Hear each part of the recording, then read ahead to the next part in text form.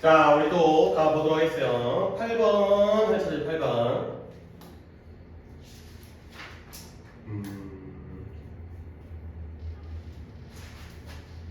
8번, 9번, 10번 하고 그 다음에 1, 2, 3, 4, 5 중에서 또 다 있는 거. 오케이, 자 8번 볼게요. 8번은 이거는 준서죠. 그죠? 준서랑 성준이 볼게요. 인간의 뇌가 해석을 다 시킬 건 또 챙겨야 되겠네. 48번 해석이 하나 있었고요. 아까 준서랑 했으니까 이제 할인 좀 한번 볼까요?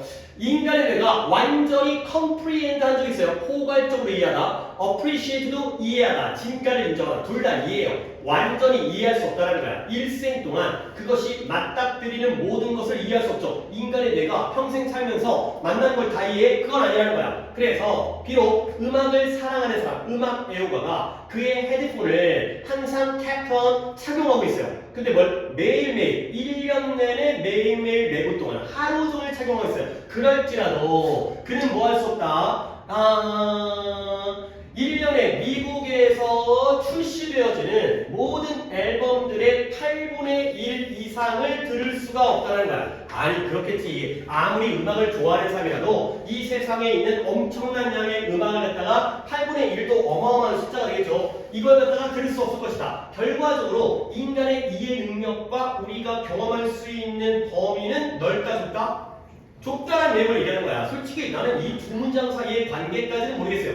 여기는 이해거든요. 그러면 우리는 맞닥뜨렸는데 이해를 못하는 거거든. 근데 여기는 아예 경험조차 못하는 거잖아. 근데 그렇지만 이 두 가지가 개인적으로 모순적으로 느껴져도 통합적으로는 양이 적다. 이해할 수 있는 폭, 그 다음에 겪을 수 있는 폭은 적다가 되겠어요.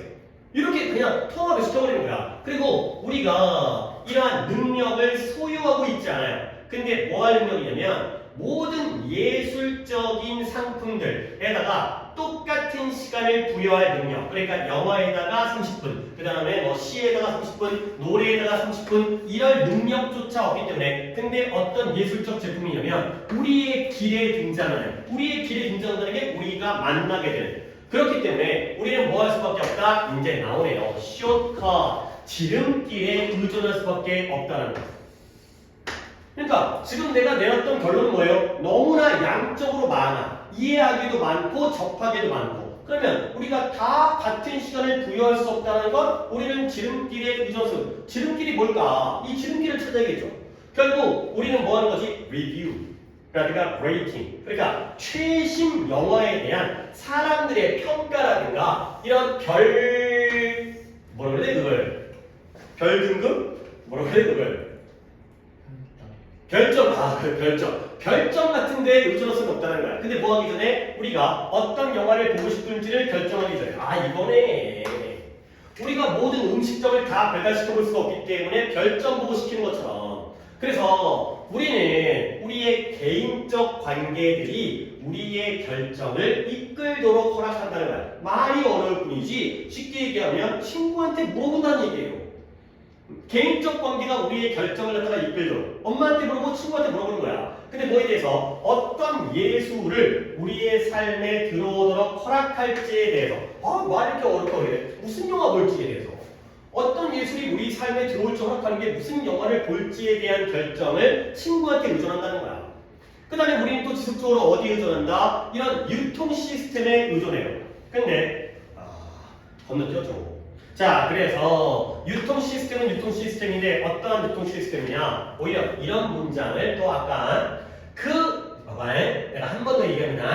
through which가 나왔죠? 그럼 어떻게 해석한다? 그 유통 시스템을 통하여 우리가 예술을 경험하는 거죠. 그렇죠? 그런 유통 시스템. 유통 시스템의 예시가 뭐예요? 박물관, 미술관, 라디오 방송국, TV 네트워크, 기타 등등. 그러니까 우리나라 국립미술관에서 전시하는데 그는 믿어야지. 믿고 본다라는 거야. 그 사람들이 그런 유통 시스템에서 우리에게, 시민들에게 좋은 걸 줄 테니까. 근데 뭐 어디서 가능성의 영역을 좁히기 위해서. 그래서 우리가 어차피 다 될 수가 없기 때문에. 오케이? 결국, 여기는 좀 말을 만들어야 건데, 그 목적은 뭐냐? 우리가 빈칸할 필요가 없도록 하기 위해서. 조합을 해볼까요? 아까 문제점이 뭐였죠? 모든 것들을 다 이해할 수가 없잖아요. 그러니까 요 조금만 appreciate all 이거 배요. 그 다음에 우리가 또 뭐 할 수 없어요? 모든 음악들을 갖다가 다 들을 수가 없잖아요. 그렇죠? 이거죠. 모든 것들을 다 이해하지 못하고 그러니까 이제 appreciate and listening을 우리가 이해하든 들어보든 그냥 appreciate 대표로 할게요. 우리가 모든 것들을 다 이해할 수가 필요가 없어지는 거죠. 모든 것들을 다 listen to 할 필요가 없어지는 거죠. 그게 바로 지름길이죠. 리뷰라든가 레이팅이라든가 유통 시스템이라든가 이런 걸 통해서 좁힌다는 거죠. 단순하네요. 그렇죠? 그러니까 이 정도 난이도는 쉽게 풀어주시기를 바라겠어요. 오케이? 그럼 알겠죠? 이제 답 찾는 것도 다른 문제니까. 답이 일단 몇 번 나갈까요? 몇 번? 1번 볼까요? 1번에 뭐 할 필요 없어요? 우리의 모든 에너지를 그 다음번 좋은 것을 찾는 데 쓸 필요가 없다는 거죠. 다음에 뭐가 좋을까? 다음에 무슨 영화를 볼까? 그 다음에 보게요. 그 다음에 그러니까 이것도 오답처럼 두 번이었기 때문에 1번에 뭐 할 필요가 없어요? 알 필요가 없어요. 우리의 예술적 재능을 이익으로 전환시키는 방법을 알 필요가 없기 때문에 우리가 수익을 낸다의 문제가 아니에요. 우리의 재능도 아니고 우리의 수익도 아니고요. 그 다음에 예술적 상품을 갖다가 만들어 우리가 만드는 게 아니에요. 크리에이터 아니고요. 그 다음에 만족시키는데 우리의 뿌리 박힌 예술에 대한 굶주림 그나마 4번이 좋은데 그게 그러니까 그러려면 다 볼 수도 있잖아. 근데 그 만족감을 갖다가 우리의 어떤 욕구를 배고픔을 갖다가 충족하기 위한 지름길로 가야 되기 때문에 4번보다 1번이 더 붙여주는 거고요. 그 다음에 5번에 이런 악기를 온라인에서 사는 걸 피할 필요가 없다. 이것도 뭔 소리예요? 악기 구매와도 관련된 게 아니기 때문에 2번, 3번, 5번은 진짜 말도 안 되는 소리고 그나마 4번이 괜찮아 보이지만 이 4번의 이 큰 목적은 이런 예술에 대한 욕구를 갖다 충족시키는 거지. 근데 그 충족을 시킬 필요가 없다는 게 아니라 그 충족을 시키기 위해서 지름길로 가니까 여기저기 다 할 필요가 없다의 1번이 되는 거죠. 4번도 아니네요. 만족시키기 위한 게 아니라 만족시킬 필요가 없는 거기 때문에 잠깐 착각을 했어요. 4번도 말이 안 되네요. 그죠? 오케이. 그 다음에 9번 가도록 하겠어요. 어디를 할게 계속 오늘은 좀 많지 않아가지고. 자, 49번이 그래도 조금 괜찮은 질문이었어요. 그 다음에 50번도 괜찮은 질문이었는데 50번은 내가 조금 약간 이거 좀 아닌 것 같아갖고 그때 당시에도 좀 이게 뭔 개소리야 했었던데 40번 먼저 문답 50번을 내가 간단하게 그냥 하겠어요. 거기까지 너무 심한 것 같아서. 자, 또 창의성. 창의성은 창의성인데 또 뭐예요? 창의성 나오면 또 이제 머릿속에 빠라라라. 자, 아이들이 지니고 있는 창의성은 뭐 할 필요가 있다? cultivate. 그러니까 내가 이걸 배경을 알다 보니까 창의성은 뭐 할 필요가 있다? cultivate. 이러면 나는 무슨 생각을 하냐면 보통 창의성은 선천적 생각하잖아요. 타고난 거. 근데 아니라는 거죠. 육성되어지고 길러질 필요가 있다. 후천적이라는 얘기를 하는 거야. 근데 뭘 통해서? 그들의 발전 과정을 통해서. 이쪽이 아닐까? 창의성은 선천적이기보다는 우리가 육성하고 길러줘야 되는 거예요. 연구가 뭘 보여주냐면 과도하게 아이들의 환경을 스트럭처링, 과도하게 구조화하는 것은 너무 과도하게 구조화하는 것 하는 것은 실제로 뭐 할 수 있다? 창의적이고 학문적인 발달을 제한할 수 있다는 거야. 그러면 창의성에 너무 지나친 구조화는 방해가 된다는 거지. 끝까지 그쪽으로 한번 봐야 되는 거야. 그러면 이것이 바로 중심 문제예요. 근데 뭐냐? 많은 과학적인 지도에서의 중심적인 문제가 되는 거죠. 오케이? 그래서 해석은 있고요. We define이라는 거니까 여기쪽이에요. 그래서 우리의 어떤 훈련과 활동은 device 만들어졌어요. 근데 뭐 하기 위해서? 다양한 의견을 제거하기 위해서. 그리고 미리 결정된 결과에 집중하기 위해서 우리의 훈련과 활동이 정해져 있다는 거죠. 그러면 대답 또한 구조화되어 있어요. 근데 뭐에 알맞도록? 과정에 대한 이런 단어 그냥 나 툭툭 갈게. assess가 평가죠. 과정 평가에 알맞도록. 니네가 서술형 문제를 풀 때에도 단어가 제시되어 있잖아. 그걸 모두 사용하도록 되어 있잖아. 창의적인 대답을 원하는 게 아니죠. 그렇죠? 거기에 맞춰서. 그리고 이 과학의 놀라움이 원더가 사라지게 되는 거예요. 근데 무엇과 함께 사라져요? 인지적 인트리그, 호기심과 함께 과학에 대한 놀라움이 사라지게 되는 거죠. 여기까지 보니까 이제 알겠다. 그러니까 뭐야? 결국 과도하게 구조화되어 있고 미리 결정되어 있는 게 창의성의 이거 누구지? 서인이죠. 플러스예요, 마이너스예요? 진짜요? 한 번 더 볼게요. 봐봐. 연구가 보여주는데 과도하게 구조화, 아이디어 환경을 구조화시키면 창의성과 학문적 발달에 제한을 가해요. 일단 마이너스로 시작했습니다. 그죠? 마이너스 시작했어요. 그죠? 반전이 있는지를 봐야 되는 거지. 이것이 바로 과학 지도에서의 많은 과학 지도에서의 중심적인 문제라는 거야. 그러면 훈련과 활동이 디바이스 되는데 뭐하기 위해서? 다양한 의견을 제거하기 위해서. 다양한 의견을 제거한다는 게 과도하게 구조화된 거죠. 그리고 미리 결정된 결과에 집중하는 게 바로 구조화된 거죠. 그러다 보니까 대답까지도 구조화됐어요. 뭐하도록? 평가에 어울리고 적절하도록. 네 멋대로 대답하면 안 돼. 그럼 빵점이에요. 조건에 맞게 대답을 해요. 그러다 보면 과학의 놀라움이라는 게, 경이로움이라는 게 사라지게 되는 거죠.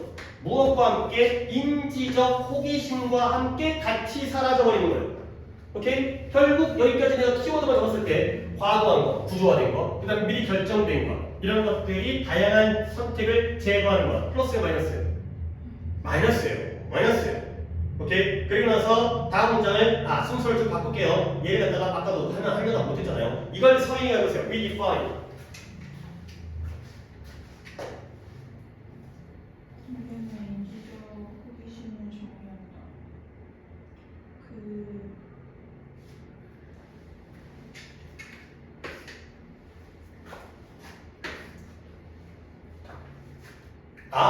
너 혹시 구문 프린트 안 가져왔지는 않았죠? 했어요? 지금 여기가 앞쪽에서 여기 앉아있어요? 뒤만 했다고? 뒤는 아직 남아있는 거예요? 그냥 한번 해봐요. define AHP. 이거죠? 우리는 인지적 호기심을 뭐라고 정의한다? wonder. 놀라움, 경이로움이라고 정의한다는 거예요. 그러면 그 놀라운 경이로움이란 건 뭐냐? 자극하고요. 본질적으로 intrinsic 정리했었죠? 본질적으로 또 자극을 해요. stimulate, motivate. 뭔가 동기부여를 해주는 거예요. 근데 개인에게 활동에 적극적으로, 자발적으로 참여하도록 자극하고 동기부여를 해주는 게 바로 인지적 호기심. 이게 바로 놀라움이라는 거예요. 그런데 따라오고 있죠, 지금 방향이. 그러니까 아까는 창의성이 제약과 제도화에서 나와야 되는데 여기서는 또 반대예요. 지나치게 구조화하는 건 창의성이 안 좋다는 거죠. 5번이니까 지나치게니까. 그래서 천천히 가볼게. 마지막 문장이니까. 마지막 문장에는 이제 이거죠. 그러니까 여기까지 한 다음에 이제 마지막 문장에서 다 찾는 건 별로 어렵지 않을 것 같아요. 봐봐요.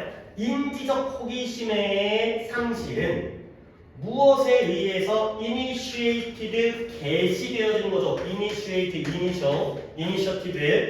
이거 안 했었는데. 무엇에 의해서 놀잇감을 오직 사용하는 거야. 근데 어떻게 미리 결정된 결론을 가지고 놀이를 하는데 미리 결론이 났어. 그걸 가지고 사용되어지면 인지적 호기심이 사라진다는 거죠. 그리고 이게 시작되어진 다음에, 개시되어진 다음에 강화되어져요.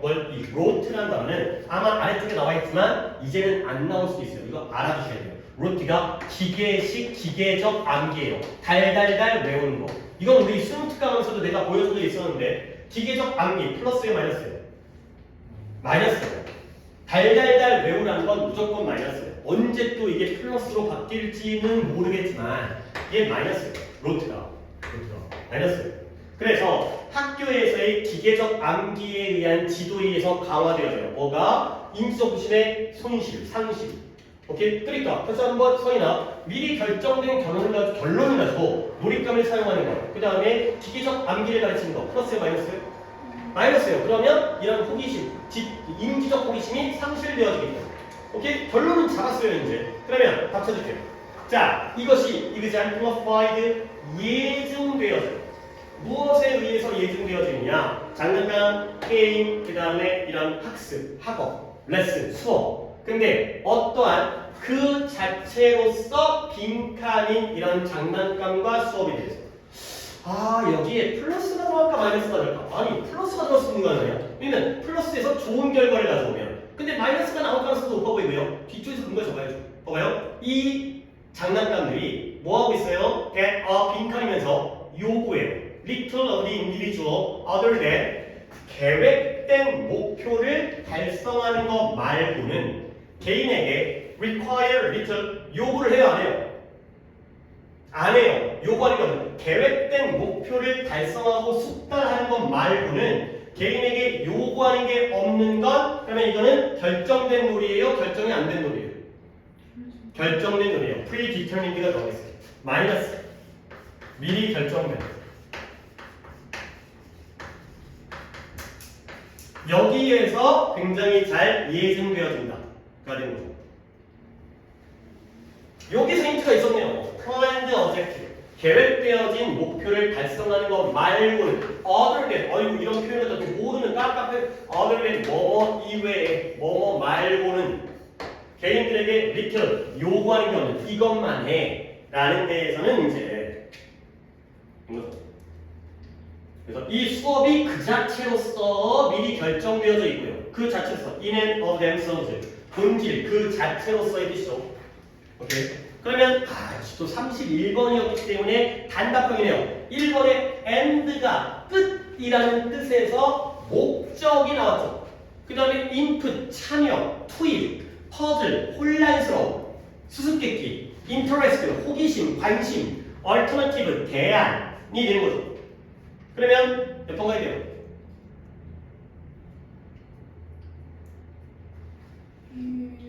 1번의 의미가 뭐냐면 놀이 자체가 목적인 거야.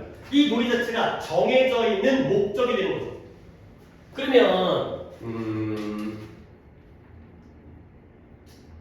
가장 그러니까 오답이 좀 많은데요. 그러니까 좀 반대되는 게 좀 많은데 뭐가? 난 2번은 반대는 아닌 것 같아요. 2번은 잘 모르겠어요. 반대는 아닌 것 같아요. 3번 반대죠. 수수께끼, 퍼즐, 혼란스러움, 인터레스트, 호기심 반대죠. 그 다음에 얼터너티브도 반대죠. 대안이라는 건 정해진 게 아니라 이거 말고 딴 거잖아요. 오케이? 나머지가 3, 4, 5번이 다 and라는 최종적인 목적의 반대말이에요. 이 자체가 목적인 거죠. 이것만 해. 그러니까 predetermined에서 and를 끄집어내는 건 이거는 이제 어쩔 수 없죠. 나머지를 지운 다음에 아 이게 최종 목적이구나. and에서 목적이라는 뜻을 정도는 알고 계셔야 되기 때문에. 오케이. 이니시에이트를 갖다가 이것도 할 생각이 없었는데 이게 그러니까 이제 니네가 이 쉬운 단어를 또 놓치면 시작하다, 개시하다, 착수하다의 뜻이에요. 정말 쉬운 단어인데 그러니까 이게 이제 이니셜이 여기서 나온 거잖아. 이니셜이 처음에 최초에 이런 뜻이야. 우리의 이제 이니셜 우리 이제 뭐 K, 뭐 SJ 뭐 이렇게. 그 다음에 이 단어까지가 알아야 되기 때문에 이니셔티브가 어떻게 보면 이 단어 보여드리려고 여기까지 온 거긴 한데 물론 이것도 챙겨야 되고 이것도 챙겨야 되고 이니셜 뚫지 말고 우리가 알고 있는 원래 머리 글자 처음에 최초에 이런 뜻이고요. 이니셔티브 하면 진취성 주도권 이런 뜻으로 굉장히 많이 쓰이니까 이니셔티브가 생긴 건 형용사형이잖아. TIV니까. 근데 이렇게 명사형으로 줬어요.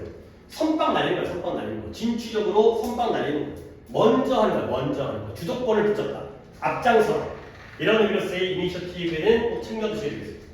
이니셔티브는 이렇게 정리를 해주고요. 그 다음에 50번 할게요. 50번에서 2번 느낌인데 50번을 하기 전에 이 얘기를 할게요. 이게 이 소재가 너무 편협한 소재여가지고 솔직히 별로 나는 개인적으로는 이 질문은 그 당시에 이거 수능 중이잖아. 근데 조금 문제가 있어요. 이 temporal resolution이라는 이 용어가 너무 전문 용어여가지고 이걸 몰라야 돼? 다 모르고 들었어요. 나도 이거 찾아보고 알았다는 거지. 야 이거 너무 심한 거 아니야? 근데 이미 지난 일이기 때문에 그냥 내가 이걸 설명을 드리겠어요. 얘가 temporal이라는 단어는 알아야죠. resolution이라는 단어, resolution 해결책, 뭐죠? 용해, 녹이는 거, 그래서 녹이 없애버리는 거, 뭐 다짐, 결심이라는 뜻이 있고요. temporal은 시간적인, temporally가 일시적인, 이건 정리해드렸어요. temporal은 시간의. 근데 얘가 시간적 해상을 하는 건데 이게 인공위성에서, 그러니까 살짝만 설명드릴게요. 내가 이게 고3 기출에서 여기서 나오고 딱 한 번 EBS에서 저 용어가 나온 적이 있는데 그때도 전혀 임팩트는 없었어요. 그러니까 좋은 소재는 아니에요. 근데 그냥 설명을 드릴게요. 수능 기출에 왔던 걸 안 하고 넘어서 때문에 이거예요.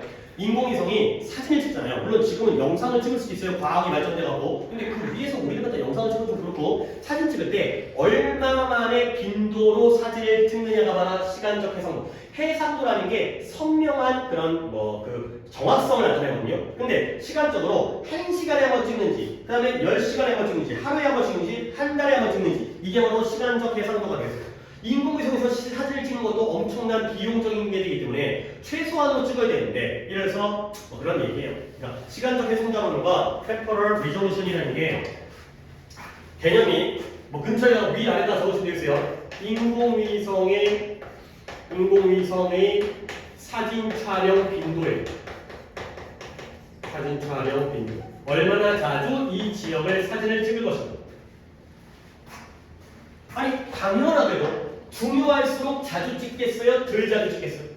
자주 찍어야죠. 중요할수록. 왜 시시각각 변화해 왔다. 우크라이나랑 러시아가 싸우고 있어. 그러면 계속 거기를 찍고 있는 거 아니야? 그래야 될 거 아니야. 그래야지 정보를 파악해서 누가 이기는지 지는지 어떻게 대처해야 이런 건데 솔직히 그 다음에 그러면 이걸 모르고도 나도 이거 처음에 독해할 때 이게 시간적 해상도가 뭔지 이런 단어 뜻도 몰랐어요. 이거 한국말 뜻도 몰랐어요. 이게 뭔지 몰랐어요. 자 가볼게요. 어떻게 푸는지만 그러니까 이 소재는 무시해도 상관없을 것 같아요.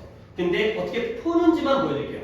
특히 흥미롭대요. 뭔지 몰라. A가 특히 흥미로워요. 어떤 상황에서 인공위성의 원거리 감지에 있어서 상황에서 흥미롭대요. 갑자기 인공위성 나오니까 당연히 모르겠죠. 이것도 없는. 그래서 시간적 밀도인데요. 뭔가 원거리에서 감지되어지는 이미지의 시간적 밀도가 크고 인상 깊고 잘 안 돼요. 몰라요. 인공위성은 수집하는데요. 많은 양의 이미저리 영상을 수집해요. 근데 네가 이 문장을 읽을 때도 지금 우리가 이 문장을 읽을 때도 인공위성 사진을 찍고 있을 거라고. 그러나 대부분의 적용, 지오그래피, 지리학이라든가 환경 연구에서의 대부분의 적용은 요구하지 않는다. 뭘 요구하지 않는다? 아주 극도로 fine grained, grain이 알갱이, 곡물이잖아요. 미세한, 알갱이가 고르게 되어 있는 아주 미세한 A를, temporal resolution을 극도로 미세한 A를 요구하지 않는데 누가? 지리학과 환경 연구. 그러면 meteorologist 그것도 나야 당연히 아는 단어이긴 하지만 학자예요. 학자. 이 학자들은 뭘 요구하냐면 눈에 보이고요. 적외선과 레이더 정보를 갖다가 요구해요. 근데 서브라는 건 뭐보다 위라는 거예요? 아래라는 거예요? 아래죠. 시간보다 아래이 A로서 요구하는 거예요. 그 다음에 도시 계획자들은 요구하는데 월간 또는 1년간의 A를 요구하고요. 그 다음에 교통을, transportation, 교통 계획자들은 어떠한 시간의 연속적인 정보도 전혀 요구하잖아요. 몇몇 적용에 대해서. 자, 나열이었죠. 그러면 나는 어떻게 이걸 발송하냐면 일단 첫 번째, 지리학적, 환경적 연구에서는 극도로 미세한 걸 요구하지 않아요. 근데 meteorologist는 이런 것들을 요구하는데 이런 식의 A를 요구해요. 도시 계획자들은 요구하는데 월간 또는 연간의 resolution을 요구해요. 교통 계획자들은 어떤 시간의 연속적인 정보도 필요로 하지 않아요. 여기까지 읽는 거예요. 그럼 뭐야? 예시가 4개가 나왔죠? 결국 요구치가 어때? 다 다르다는 거예요. 다시 한번 이미지, 사용되어지는 이미지에 대한 A는 뭐다? different. 이렇게 풀었어요. 다르다. 자, 그리고 좋은 단어 하나 나오네요. 아카이브라는 단어는 진짜 하나만 딱 알려드린 단어도 의미가 있는 거니까 아카이브는 옆에다가 이렇게 써줄게요. 기록 보관소. 이거 수특에서도 나왔었어요. 문서 보관소, 기록 보관소인데 두 개를 넣었어요. 기록을 보관해두면 아카이브라고 이렇게 사이트 이런 거 있어요. 모아놓는 그런 거를 역사 아카이브 이런 거 이렇게 기록 보관소라는 게 중요한 뜻인데 좋은 뜻인데 잘했어요. 어디 갔냐? 아카이브에 몇몇 연구자들은 이 기록 보관소를 검색해야 돼요. 뭐에 대한? 이러한 공중의 사진에 대한 뭐하기에 정보를, 과거를 얻기 위한. 근데 이런 인공위성의 이미지의 수집보다 더 이전이었던 인공위성이 사진을 미티어롤로지스가 나왔네요. 기상학자야. 자, 기상학자는 이게 나왔네요. 그냥 쓸데없는 단어긴 하지만. 그래서 이랬을 때에는 이런 기록 보관소에 의존하기도 한다. 뭔가 다양하다는 거죠. 인공위성 이전에는 기록 보관소에 의존하다. 인공위성 이후에는 이런 식의 다양한 이러한 상황에 대처를 한다. 이렇게 한다. 그러니까 진짜 약간 일단 우리가 인공위성 사진에 대해서 그러니까 지금 우리 한번 이제 이걸 알았으니까 내용 파악 해볼까? 누가 제일 정교한 높은 정도의 템포럴 리졸루션을 요구하는 것 같아요? 일단 지리학자, 환경, 그 다음에 기상학자, 그 다음에 도시계획자 있었나 아까? 얼벨 도시계획자, 교통계획자 중에 누가 가장 빈도가 높아야 될 것 같아요? 기상학자, 그렇지. 왜? 서버아워리 1시간보다 적게. 아니 태풍이 오고 있는데 하루에 한 번씩 찍으면 안 되지. 시시각각 바뀌는 거야. 뭐 지금이야 더 1분 단위로 찍을 수 있겠지만 얘네가 가장 높은 정도의 시간적 해상도를 요구하고요. 그 다음에 지리학자 별로 필요 없을 것 같아요. 뭐 지리가 막 계속 바뀌는 거 아니니까. 그죠? 지리가 뭔가 가끔 찍어도 되겠죠. 뭐 땅이 바다되고 하는 거 아니니까. 그 다음에 교통 좀 필요할 것 같긴 한데 어떠한 시간적 연속적인 정보를 요구하지 않는데요.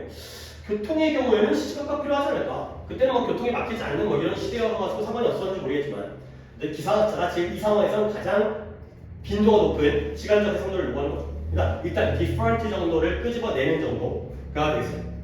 오케이. 그 다음에 결과 한번 찾아볼까요?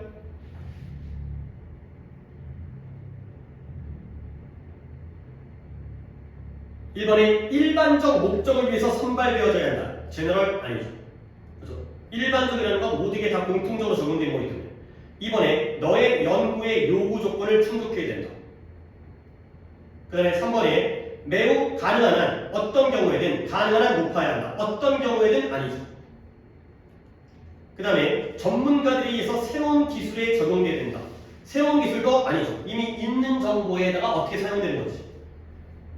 그 다음에 5번은 독점적으로 인공위성 정보에 의존해야 된다. 아이고 얘가 아닌 건 뒤에 나왔네요. 뭐냐면 인공위성 이미지가 수집되기 이전에 프리데이트 그보다 이전에는 이러한 항공사진에 대한 여기를 갖다 해야 되니까 인공위성만이 아니라 다른 데에서도 의존하기 때문에 요빈칸의 경우에는 여기에서 아니라는 근거가 나왔어요.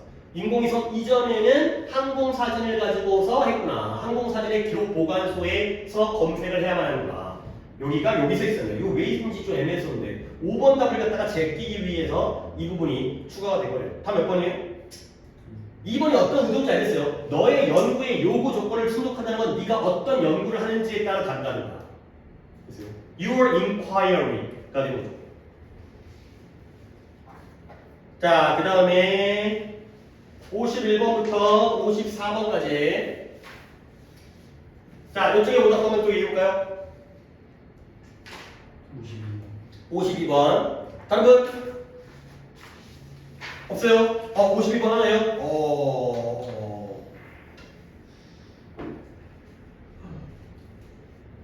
52번. 그래요. 그러면 51번에 지금 오늘 구글 해석이 어떻게 되고 있나? 이거 할인이 이거 51번 아니에요? 안 돼요? 그러면 51번이면 서인이 여기가 뒤쪽인가요? 그러면 이거 한번 해보세요. 아까 하려다 거의 내가 했으니까 로렌스 토마스라는 사람인데요. 로렌스 토마스는 부정적인 감정의 중요성을 사랑과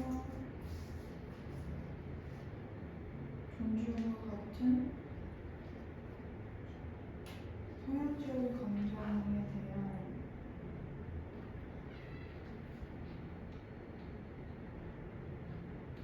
진정성을 보장하는 데 있다고 생각합니다. 바로 부분은 과감하게 버렸네요. 네. 언제 나오나 보고 있었는데. 자, 일단 그것도 하나의 방법이니까. 근데 이게 소재가 되게 좋아요. 뭐냐면 얘들아 이게 처음에 그리프라고 나와 있잖아요. 일단 이거에서 또 단어를 갖다 얘기할 게 있기 때문에 오답은 없지만 내가 이걸 오늘 좀 해주고 싶어요. 이게 거의 오늘의 나의 수업이 어떻게 보면 주인공이었기 때문에 근데 그래도 짧게 할 수 있으니까 다 잘 맞았기 때문에 그리브가 동사로서 슬퍼하다 이 뜻이에요. 애통해하다 슬퍼하다 이거거든요. 근데 이제 여기에 명사형이 두 개인데요. 그리프가 명사형이고요. 얘가 슬픔이에요. 그리프 근데 이거 하나 더 챙겨주세요. grievance가 있어요. grievance. grieve의 grievance가 좀 더 비슷해 보이죠? F로 바뀌는 것보다는 A, N, C가 좀 더 익숙해 보이니까 얘는 불만이에요. 불만. complaint, dissatisfaction. 이거죠. 불만입니다. 요 단어 하나 적어주시고요. 그 다음에 이것도 disposition도 간만에 이것도 제가 최근에 정리를 안 했어요. disposition 이 중요한 단어입니다. 성향, 기질이라는 뜻이죠. 사람의 성향, 타고난 기질, 스타일, 스타일이 좀 그렇다. MBTI 이런 거죠. 프리가 붙어도 똑같은 뜻입니다. 이렇게 많이 써요. 그 다음에 성향 기질이 characteristic, personality 이런 단어가 아니라 이렇게 좀 더 좋은 단어들이에요. temperament 이것도 기질이고요. 그 다음에 inclination, incline이 기울어지다, 한쪽으로 치우치다 이 뜻인데 inclination은 한쪽으로 치우쳐 있는 경우로 성향이에요. T냐 F냐 그쪽으로 치우쳐 있잖아요. inclination, incline 기울어지다. 요렇게 성향 기질은 꼭 챙겨주셔야 됩니다. 요거 그래놓고 독해를 좀 해보겠습니다. 이게 좀 독해가 좋아요. 이게 봐봐요. 근데 좀 봐봐요. 슬픔은 불쾌해요. 자 그러면 would want not that 우리가 그렇다면 not that 그렇다면 더 부유하지 않겠는가? 뭘? 그것이 완전히 없다라면 더 부유하지 않겠는가? 우리는 일반인이고요. 그것은 뭐겠어요? 슬픔이겠죠. 슬픔이 완전히 없을 때가 우리는 훨씬 더 부유하지 않겠는가? 베러트가 더 부유한 거잖아요. 뭐 부유하다는 건 물론 행복하다의 의미도 포함하고 있습니다. 일단은 돈 많은 건데 그러면 왜 그걸 받아들이는가? 근데 어떨 때 그 손실, 우리가 이 슬픔 때문에 얻는 손실이 실제인데도 진짜 슬픔 때문에 손실이 얻는 게 마이너스가 진짜인데도 왜 슬픔을 받아들이려 하는가? 받아들이지 말라는 거죠. 우리는 그 슬픔에 대해서 다음과 같이 얘기할 수 있다는 거야. 뭐예요? 이 스피노자, 철학자인데 잘 몰라요. 스피노자가 후회에 대해서 말하는 것을 갖다가 말할 수 있다는 거야. 뭐냐면 whoever feels it, 누가 그것을 느끼더라도 그것은 두 배만큼 불쾌하고요, 불행하고요, 두 배만큼 무기력하다라고 얘기했다는 거야. 결국 슬픔이라는 건 느끼는 사람이 누구든지 간에 두 배 불행하고 두 배 무기력하구나. 그 다음에 로레스 인제의 서인이가 문장인데요. 일단 로레스 토마스라는 사람이 뭘 보여주고 제안했냐면 부정적인 감정의 유틸리티는 아까 용도, 효용성, 쓸모가 있는 거죠. 뭐 중요하다고 얘기해도 나쁠 건 없는데 이 부정적인 감정의 효용성이 어디에 놓여져 있다? lies in 그들이 제공해요. 뭘 제공하냐면 이러한 진실성의 보장, 일종의 보장을 제공한다는 데에 그 효용성이 놓여져 있다는 거야. 말이 어려워. 근데 무엇과 같은 이러한 성향적 감흥, 센티먼트, 감정, 사랑이라든가 존경과 같은 성향적인 감성에 대한 진실성에 대한 보장을 제공한다는 점에서 쓸모가 있다는 거야. 오케이? 아이씨, 뭐 어려워요, 말이. 뭐 말이야, 이게. 그리고 이제 아까 과거는 과감하게 안 했는데 어떤 부정적인 감정이 뭐냐? 감정은 감정인데 슬픔이라든가 죄책감이라든가 분노라든가 화라든가 그리고 그런 감정이 뭐다? 잠깐만, 내가 이 문자는 시킨 이유가 솔직히 괄호 안에 있어요. Which there is seeming a reason 이유가 있어요. 겉보기에는 어떤 이유예요? 우리가 없이 더 부유해질 거라고 믿을 만한 이유가 있는 이런 감정들이 되겠어요. 자, 우리가 이런 구조 파악을 해야 되기 때문에 봐봐요. 이때 which가 앞에 있는 anger 등등등등의 부정적인 감정을 꾸며주겠어요. 봐봐요. 부정적인 감정이죠. 감정인데 이거 등등등 하는 감정이고요. 이것이 어떤 감정이다? 한 번 더 볼게요. 겉보기에 이유가 있어요. 근데 어떤 이유예요? 믿을 이유가 있어요. 근데 뭘 믿냐면 우리가 없다라면 더 부유해질 거라고 믿을 만한 이유가 있는 감정들이 있어요. 자, 이때 위치가 뭐예요? 목관이에요. 뒷문장에 어디가 불안정해요? without 뒤에가 불안정해요. 결국 이 감정들은 있는 게 좋은 거예요? 없는 게 좋은 거예요? 없는 게 좋은 거죠. 없으면 더 부유해질 거라고 믿을 만한 이유가 있는 감정들이에요. 알겠어요? 말이 어려워요. 근데 그 감정들이 쓸모가 있다는 거예요. 아니 슬픔은 없는 게 좋은 거잖아. 아까 내가 슬픔이 없다라면 우리가 부유해지지 않겠는가가 되는데, 근데 걔네들의 쓸모가 어디에 있다? 이런 사랑과 존경과 같은 성향적 감정의 진실성을 보장하는 것을 제공하는 데 있다는 거야. 아니 내가 예시를 들어주겠어요. 이거 어려워요. 예를 들어서 우리가 가족이라든가 오랜 연인이라든가 부부라든가 그러면 처음에 사랑해서 만났겠죠, 결혼했겠죠. 근데 살다 보면 내가 사랑하나? 모르지, 그렇죠? 근데 죽여버릴까? 어떻게 하죠? 헤어졌더니 슬픈 거야. 보고 싶은 거야. 막 마음이 아픈 거야. 그러면 이게 오히려 슬픈 것 자체는 부정적인 감정이지만 뭘 증명해주고 있어요? 내가 그 여자를 뭐 했다는 거?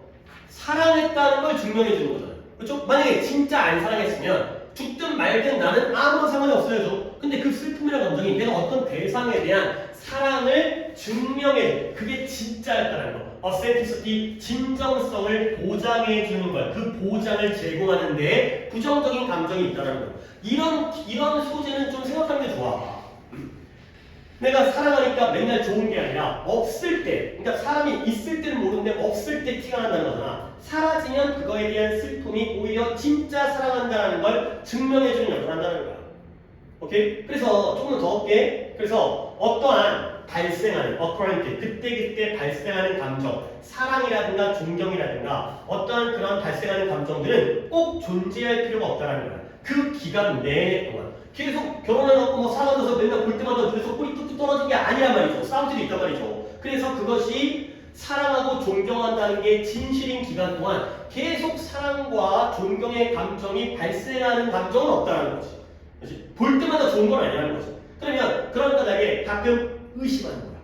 뭘 의심하는 거냐면 이러한 긍정적으로 발생하는 감정이 없으면 뭘 의심해요? 내가 진짜 이 여자를 사랑하는 건가?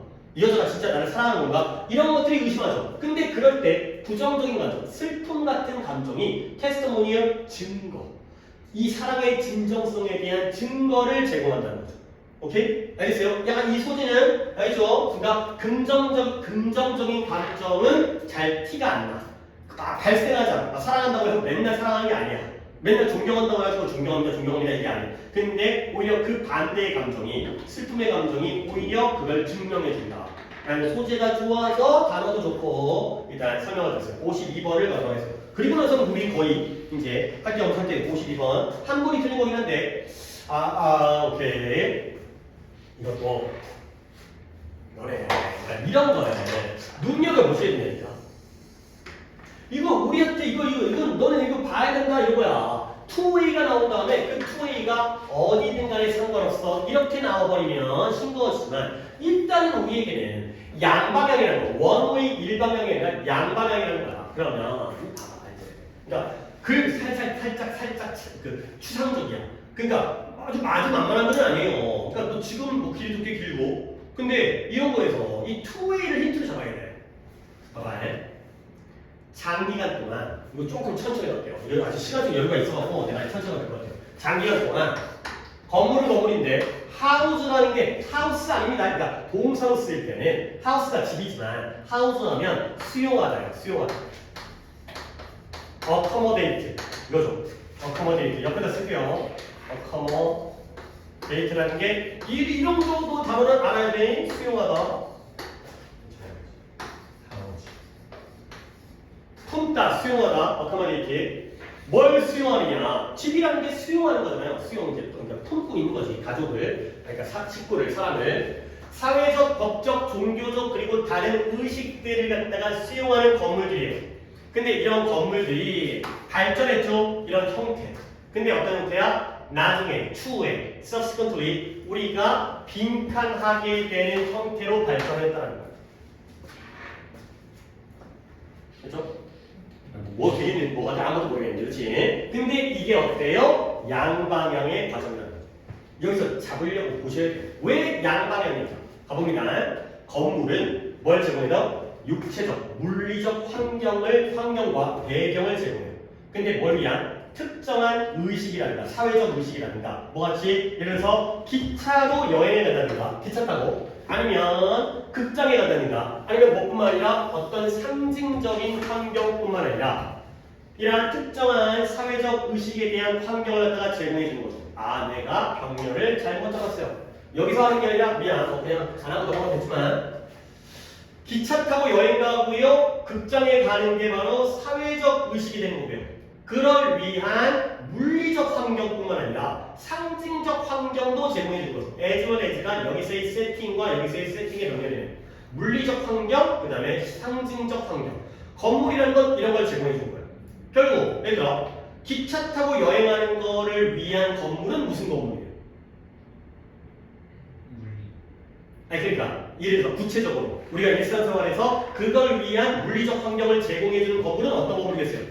기차? 역이겠지. 그렇죠? 그 다음에 우리가 연극 보러 가는 것을 위한 물리적 환경을 제공해주는 건물은 뭐겠어요? 극장이겠죠. 그렇죠? 그리고 상징적인 배경까지를 제공해준다는 거예요. 그러면 건물의 의미는 발전하고 뭐가 돼요? 확립되어져요. 근데 무엇에 의해서? 경험에 의해서. 그리고 우리는 그 결과 뭘 읽어낸다? 우리의 경험을 그 건물에다가 읽어 넣는 거예요. 오케이? 자, 그러면 해석이 있었나? 352번에 오케이. 이 문장을 갖다가 할인 오래 한번 해봅시다. 빌딩. 네. 건물은 우리에게 공감할 수 있는 그 반응을 발생시킨다. 그렇죠. arouse 발생시키다. 우리 안에서 공감적 반응을 발생시키는 뭘 통해서? 이런 진행된 경험. 그렇죠. 우리의 어떤 경험을 우리의 투영되어진 프로젝트니까 투영되어진 프로젝트가 투영 쏘는 거야. 쏘는 거. 빔 프로젝터 투영된 경험. 이러한 투영된 경험을 통하여 그리고 이런 반응의 세기는 그렇죠. 그 강도는 우리의 문화, 우리의 믿음, 신념 그리고 우리의 기대에 의해 결정된. 그렇죠. 우리의 문화라든가 믿음이라든가 뭐 신념이든 믿음이 상관없고요. 우리의 기대감에 의해서 이게 결정되어진다는 거예요. 아, 건물이 우리에게 공감적인 반응을 불러일으키고 그 반응의 강도가 우리의 어떤 배경적인 환경에 의해서 결정되어진 거예요. 그래서 그들은 이야기를 말하고요. 그 다음에 근데 왜 이야기를 말하냐면 그들의 형태가 이거 for가 때문이네요. 원인 for 나오면 때문에로 다시 한번 기억 되살려 놓으시고요. 그들의 형태와 공간적 구조가 organization 그 구조가 우리에게 힌트를 주는 거야. 근데 뭐에 대한 그들이 어떻게 사용되어져야 되는지에 대한 힌트를 준다는 거죠. 아, 그좀 이거 한 번 틀렸다 하더라도 좀 어려워요. 혹시 이번 오답이 있는 거죠? 지금 서인이었나요? 아닌가? 준서였나요? 오케이. 서인이 이쪽에 없었네요. 준서였고요. 자, 그 다음에 그들의 물리적 레이아웃 배치가 물리적으로 어떻게 배치되어져 있는지 그 이제 건물이 뭐 1층인지 5층인지 이런 거 배치가 몇몇 사용을 장려해요. 그리고 다른 것들은 금지해요. 이때 other는 other use겠죠. 어떤 사용은 장려하고요. 어떤 사용은 금지한다는 거예요. 그래서 우리는 백스테이지가 무대 뒤쪽이죠. 뒷무대를 가지 않아요. 극장에서. 뭐 하지 않는다면 특히 초대되어지지 않는다면 뒤쪽을 못 가죠. 뒤쪽은 어떤 이제 출연자들의 공간이니까. 그 다음에 로우 코르트가 법정이죠. 법정에서 정확한 위치, 누구의 그런 법률 과정에서 관련된 사람들의 정확한 위치가 아주 인티그럴, 절대적인 부분이죠. 디자인에. 그리고 그게 바로 법이 유지되어지고 있다는 걸 인슈어링, 보장해주는 핵심적인 부분이 된다. 라고 되겠습니다. 결국 법정에서 판사랑 범죄자가 같이 앉아있을 수 없잖아요. 결국 그 배치, 법정의 배치라는 게 그 용도를 갖다가 만들어준다는 거죠.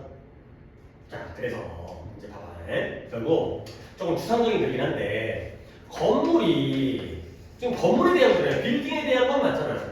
건물이 이 안에서 여러 가지의 의식을 갖다가 뭔가 사회적이든 법적이든 종교적이든 여기서 뭐 교회이기도 하고 이런 의식이 이루어질 거 아니야. 그렇죠? 근데 이게 양방향이라는 거야. 그럼 양방향은 뭐겠어요? 건물이 의식을 수용할 뿐만 아니라 이 의식이 머릿속의 의식이 아니죠. 리추얼을 나타내는 거야. 예식 같은 거, 행사 같은 거. 이 예식이 건물에게도 영향을 미친다는 거죠. 그러니까 예를 들어서 건물이 이 건물을 딱 지었어요. 건물을 지은 다음에 앞으로 여기는 법정이야 라고 할 수 있지만 이건 법정이야 하고서 건물을 만들 수도 있다는 거죠. 그럼 어떻게 되는 거죠? 그러면 단을 나누겠죠. 이렇게 판사석 따로 있고 검사석 따로 있고 피고인석 따로 있고 이런 것들에 의해서 이게 바로 의식이라든가 이게 용도죠. 용도. 여기잖아요. How they should use it. 그들이 어떻게 사용되어져야 되는지에 대한 힌트를 준다. 가 되겠어요. 요런 게 two-way라는 거 갖다가 건물 안에서 의식이 발생하는데 그 의식의 용도에 따라서 건물도 영향을 받는 거야. 한 번 더 볼까? 조금만 더 볼게요. 어디를 더 보여줄까? 초반부를 보게 하겠지.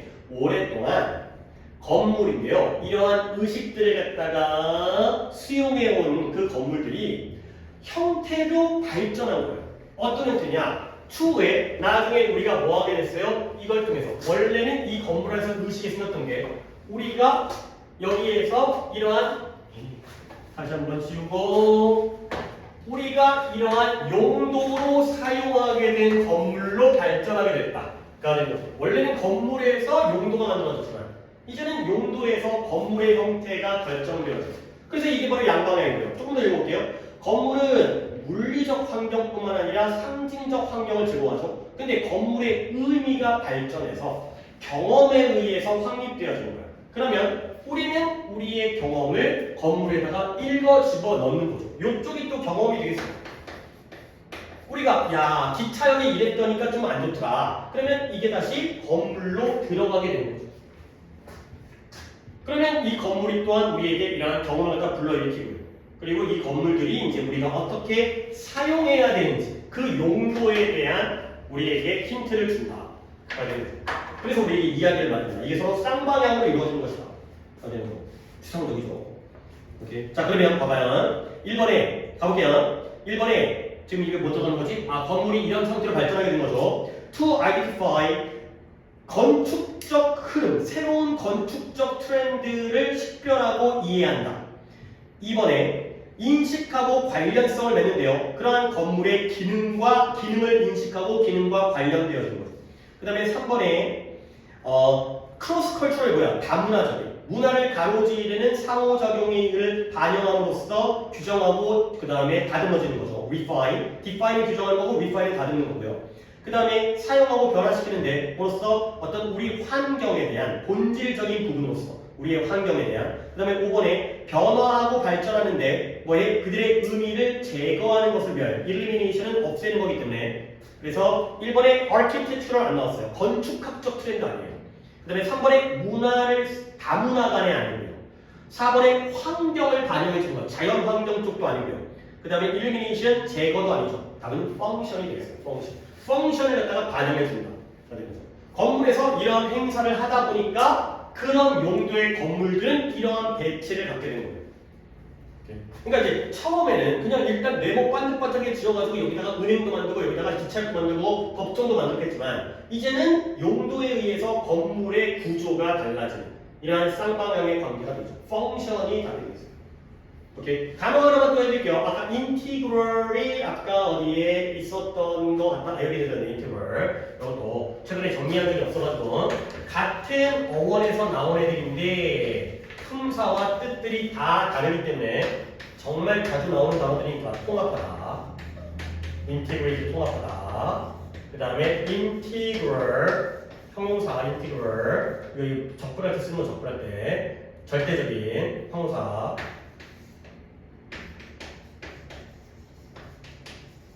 그 다음에 integrity 명사 진실성 봅니다.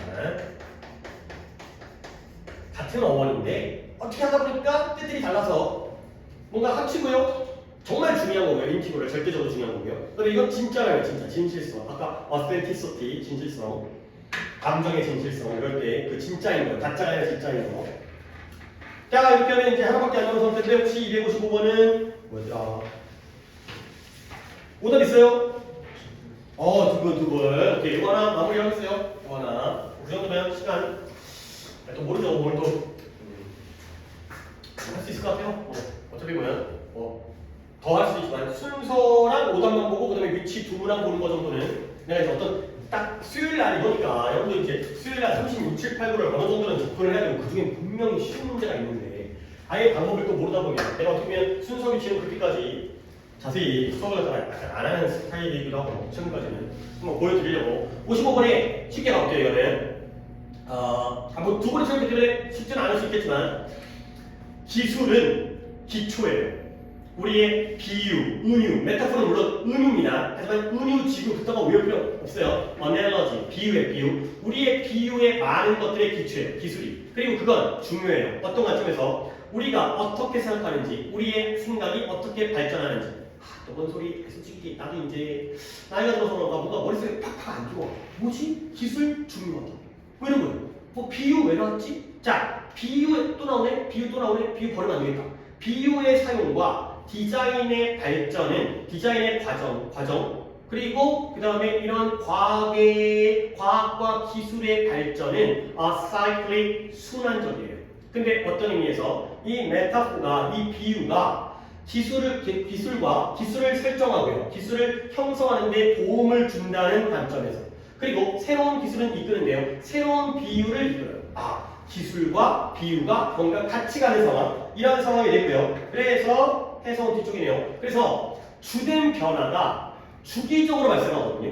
근데 뭐처럼 말이 끌었던 마차로부터 모토가 추진하는 차량으로처럼 새로운 변화, 주된 변화, 중심적인 변화는 주기적으로 발생하는 거예요.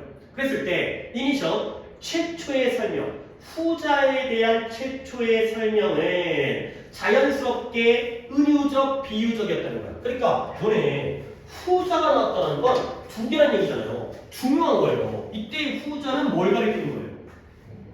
그쵸? 모터에 드리븐 비클이 되는 거죠. 자동차가 되는 거죠. 자동차에 대한 후자에 대한 설명, vehicle 설명은 자연스럽게 비유적이었다는 거예요. 근데 뭐에서처럼 이런 용어, 말 없는 마차에서처럼 결국 전자가 마차였고요. 말이 끄는 마차, 얘가 전자고요. 얘가 A죠. 그 다음에 모터가 추진하는 차량, 이게 후자죠. 얘가 B가 된 거거든요. 근데 발전은 A에서 B로 갔을 거 아니야. 근데 이 B라는 발전이 비유적이라는 거야. 뭐라고 비유했죠? 마차는 마차인데 말 없는 마차. 여러분들 휴대폰 무선 전화기, 그러니까 물론 전화기는 전화기인데 갑자기 새로운 물건이 나왔을 때 소비자들이 모르잖아요. 그러니까 선 없는 와이어리스 폰 이런 식으로 선 없는 전화기. 그래서 이런 식으로 얘기했다는 거야. 말 없는 마차. 자동차라는 말을 모르기 때문에. 그래서 이러한 관련성인데요. 무엇? 이전의 기술과의 관련성은 언어적이기도 하고 시각적이기도 하다는 거야. 이전의 기술이라는 게 마차잖아요. 자동차와 마차의 관련성이 언어적, 버버이면서 시각적이죠. 그래서 초기의 디자인, 그러한 차량의 초기의 디자인이 뭘 보여줘? 시각적 증거, 이런 은유의 시각적 증거를 보여준다는 거예요. 왜 그러냐면 그들이 많은 외모, 많이 뜨는 마차, A죠. A의 많은 외모를 이유지했기 때문에 결국에 처음에 자동차의 모양은 마차랑 비슷했다는 거죠. 지금의 자동차야 많이 발전했지만 예전에 자동차 같은 거, 포드 자동차 같은 거 보면은 이렇게 돼 있어. 거의 이렇게 돼 있죠. 이렇게 올라가 있잖아요. 이게 진짜 말 끄는 마차처럼 이렇게 이제 생겼던 때가 있었다는 거죠. 그러니까 이렇게 비유를 한다는 거예요.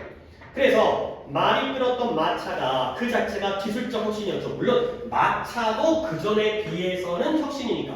뭐였던 것처럼 말 없는 그러한 마차와 나중에 자동차도 그랬던 것처럼 항상 그 전의 기술부터 혁신인데. 근데 누구와 비유적으로 앞에 있는 기술과 비유적으로 비슷한 점이 있었다는 거죠. 그래서 맞아 문장이나 여기까지 그냥 대충 하죠. 우리는 뭐 하는 경향이 있어요? 나눔이 나오죠. 베이스 새로운 발명을 예전 발명을 기초로 해서 만드는 경향이 있을 뿐만 아니라 또한 어떤 경향이 있어요? 설명하고 이해하려고 노력해요. 근데 새로운 발명을 무엇의 관점에서? 새로운 발명을 무엇의 관점에서? 뭐 들어가면 돼요? 올드 들어가면 돼요. 그러니까 아까 마차가 A였고 자동차가 B였잖아요. 둘 다 바퀴라는 게 있잖아. 그러니까 이 B도 A를 기반으로 해서 발전해졌죠. 그리고 이 B를 A를 기반으로 해서 설명을 하잖아요. 말 없는 마차. 되는 거죠. 결국에 새로운 발명은 이전 발명을 기반으로 해서 이루어진다는 거예요. 그런 식으로 사람들에게 설명을 해준다는 거죠. 말 없는 마차가 되는 거죠. 5번에 답이 몇 번이 되죠? 2번에 이미 알고 있는 것, 새로운 발전도, 새로운 혁신도 이미 알고 있는 것을 기반으로 한다. 되는 거죠. 그러니까 이게 실제로 더 그래요. 진짜 만약에 완전 없던 거, 예를 들어서 초전도체 정도면 뭔가 좀 근거가 없을 것 같긴 한데 웬만한 것들은 아니 우리가 조금씩 발전하니까. 그러니까 예를 들어서 뭐 이제 쿠팡이 인기를 끈 건 배송 시간 똑같은 배달인데 3일 걸리던 게 하루 만에 걸리니까 빠른 배송? 무슨 배송이지? 급속? 로켓 배송, 그렇지? 그런 식으로 배송은 배송인데 로켓 배송 이런 식으로 해갖고 사람들이 야 겁나 빠르나 보다 이런 식으로 이해를 했던 것처럼 조금 더 발전하는 건데 이 기술을 바탕으로 하지만 이걸 이해를 바탕으로 해서 이 말 없는 마차 있잖아요. 이거 좀 소질이 좋아요. 말 없는 마차. 그러니까 자동차를 설명할 때 말 없는 마차로 처음에 대중들한테 설명을 했다는 거죠.